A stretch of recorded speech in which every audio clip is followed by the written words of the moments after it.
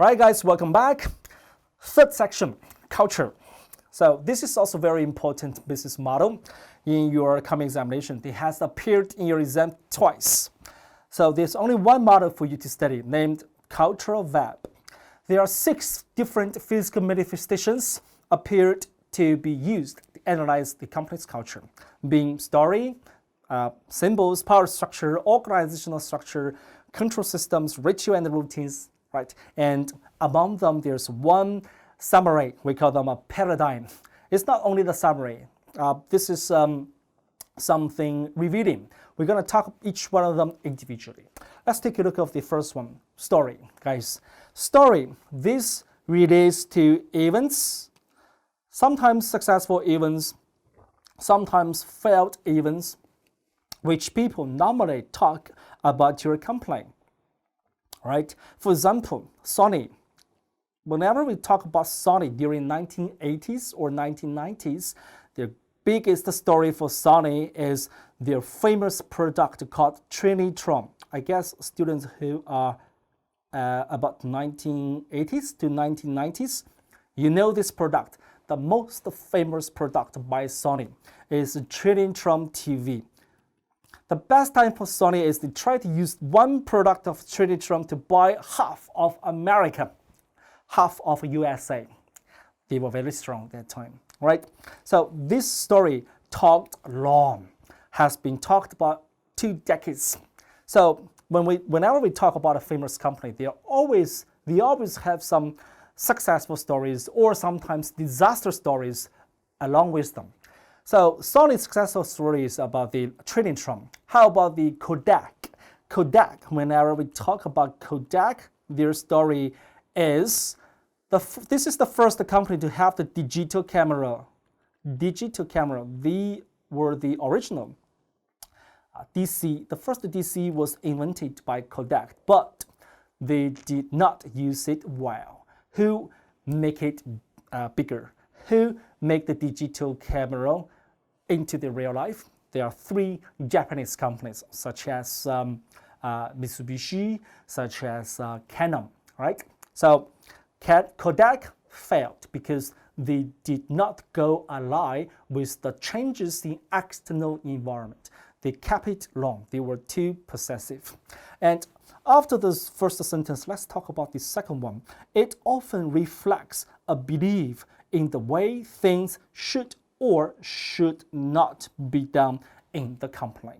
That means if you are the new employee, newly recruited, there are always somebody else who tells you what to do and what not to be do, what to follow, what not to be followed, right?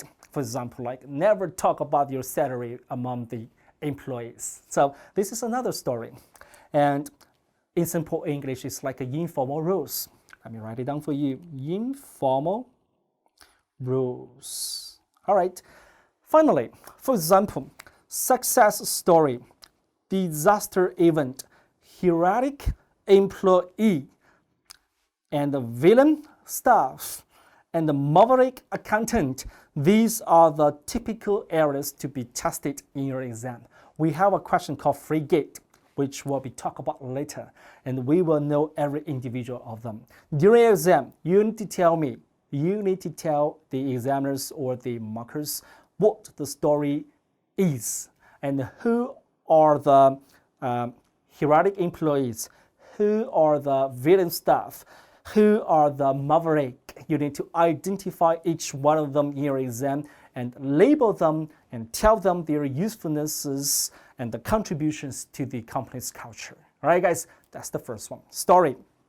After story, second one, easy. We call them a symbol. This refers to objects, maybe logo, or X, maybe tea break exercises. For example, some company, they have a tea break exercises. So everybody do exercises during the tea break, right? For example, like Standard and Chartered. People which may convey some meaning above their functional purposes, right? So objects, X, or even the people can be the symbol. For example, the leader for many of the companies, Jack Ma, Richard Branson, Elon Musk, So these are the symbols as well. So one more time, symbol, three important things to be memorized. The first, objects like your logo, and X is the behavior and gesture, and the third one is the famous people in your company, maybe your leader. So we have subdivided the symbol into two types. The first one is visual symbol. Second one is verbal symbol. So whenever we see a logo, for example, like a PwC, PricewaterhouseCoopers, we see the professionalism, right? Do you agree? Whenever we see that, wow, this is great, professionalism. So whenever we see that, it's called a visual symbol. This is something that the symbol give it to us. As an organization, we need to organize that symbol, use that symbol to help the organization deliver their values and deliver their professionalism as well. And after that, we have a verbal symbol. Verbal symbol is something to talk about it. For example, like Xerox. This company is too successful. Too successful. Why is that? Because the name even become an English verb. That means photocopy. In USA, photocopy. In USA, we don't say, would you photocopy this document for me? Would you photocopy that document for me? In USA, we say, would you Xerox that one for me? Would you Xerox that one for me? The company called Xerox even becomes the name of English verb, photocopy. See, but they failed because of the strategy drift. We talk about the strategy drift next time. And Google English verb. Google, you can Google it, right? It's a verb. Another one, Q-tip. You have to stop the Q-tip when there's a resistance, right? Famous advertisement slogan. All right, ladies and gentlemen, these are the symbols. Easy. After that, power structure. Power structure refers to people who hold power and his ability to persuade, ability to induce, her ability or his ability to coerce others. So normally the power structure is referred to the Greek god of model. I think you've learned that before, sometime maybe in your previous ACCA study. Let me help you to remind that. What is this power structure, ladies and gentlemen? What power structure is this? It's called Zeus. Z-E-U-S. Zeus is a Greek god. That's the god of everything. Greek god, Zeus. This power structure means everybody have to listen to him. He is the only boss in the company. He leads, he decides, and he dominates everything. Right? This power structure is Zeus. After the Zeus, we could have the Athena structure. Remember that? It's from your previous ACCA study. This is Athena. Athena, ladies and gentlemen. Athena is another Greek god. It is the god for project. It's the god of war. It's god of war. So this type of power structure is specifically designed for project-based company. In a project-based company such as a game company or a movie company, even the advertisement company, their work are totally based on the project. Their natures are project.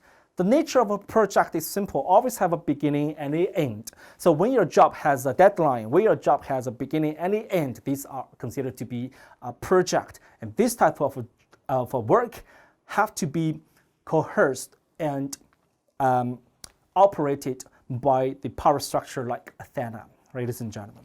Or maybe we have another power structure called Apollo.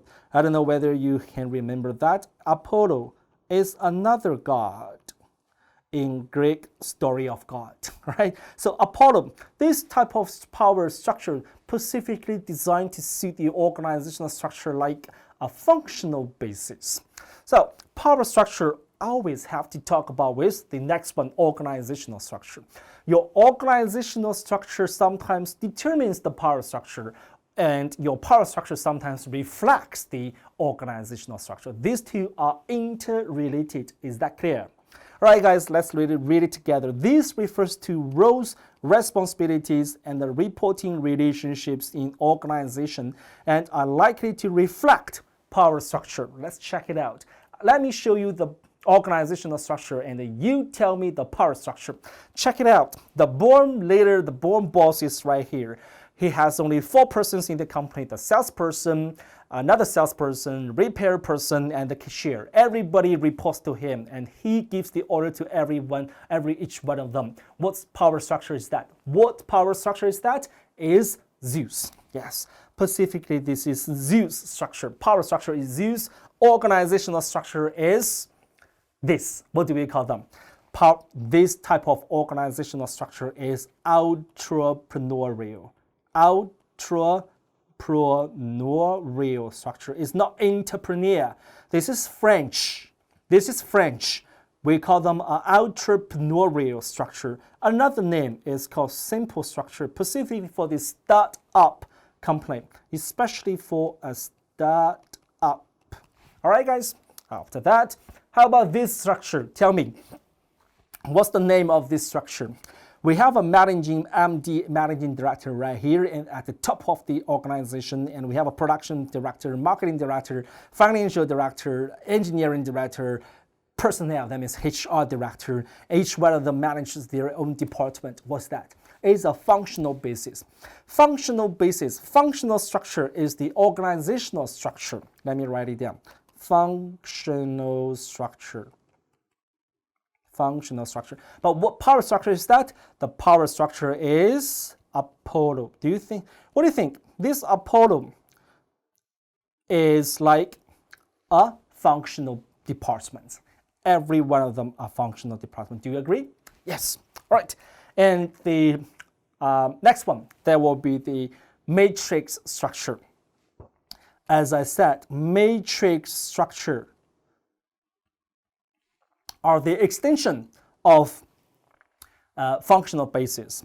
They have their individual functional department like design, artist, programming, distribution, marketing, and sales, legal department.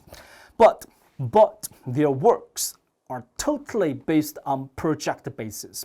So what is this? Is a game company, LOL manager, Dota manager, and the Contra manager. This is a very old game. I don't think you know that is the game of my age, ladies and gentlemen.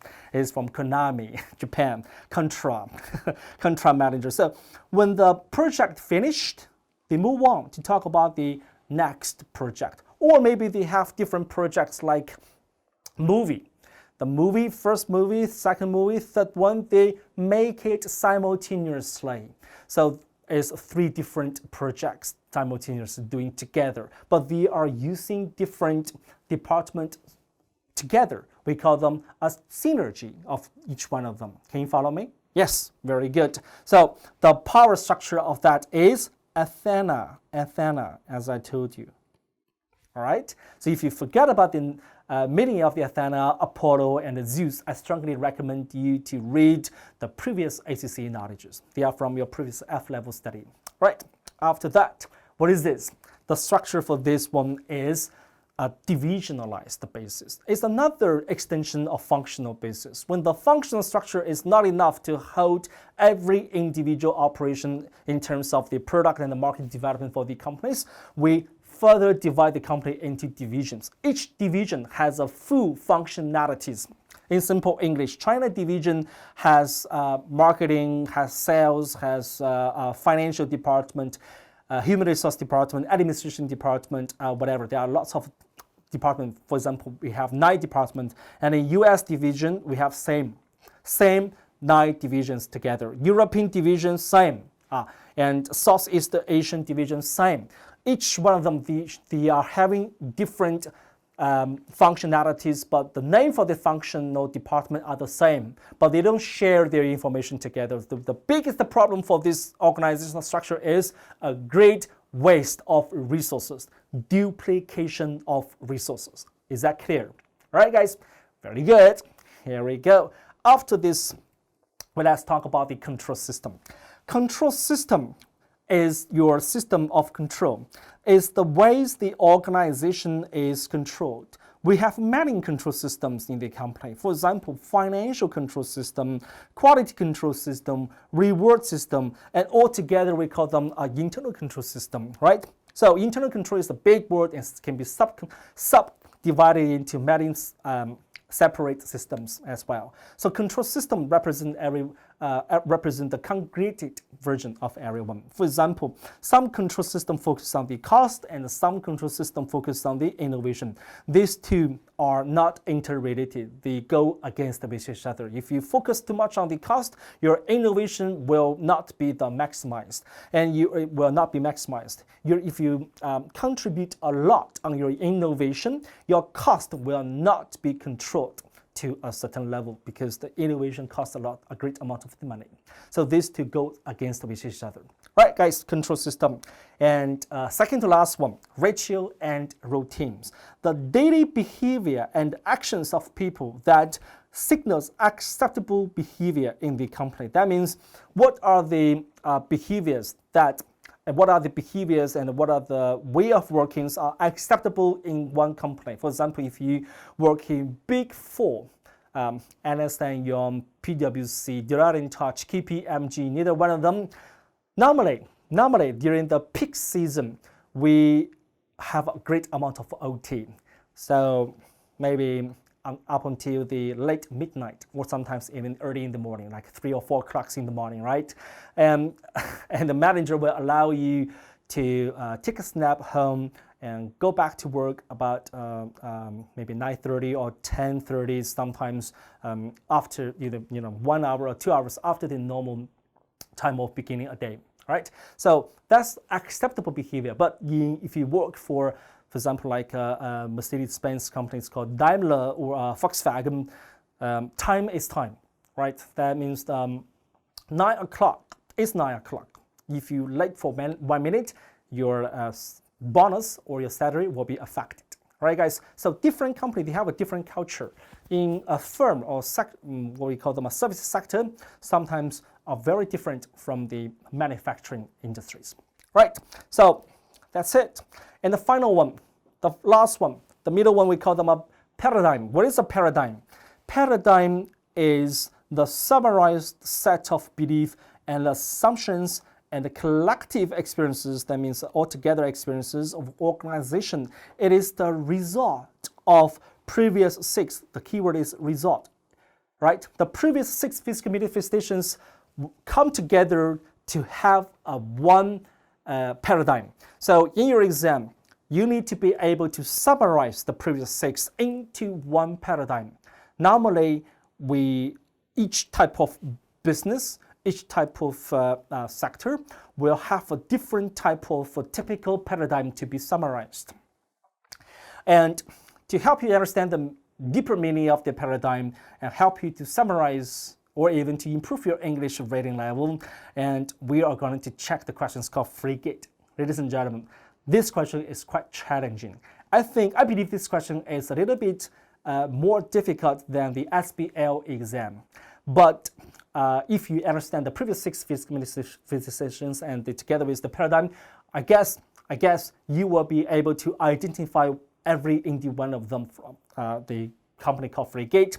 But what's the meaning of frigate?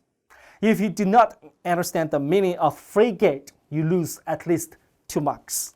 You lose at least 2 marks. Why is that? Let's find out the reasons. Here we go.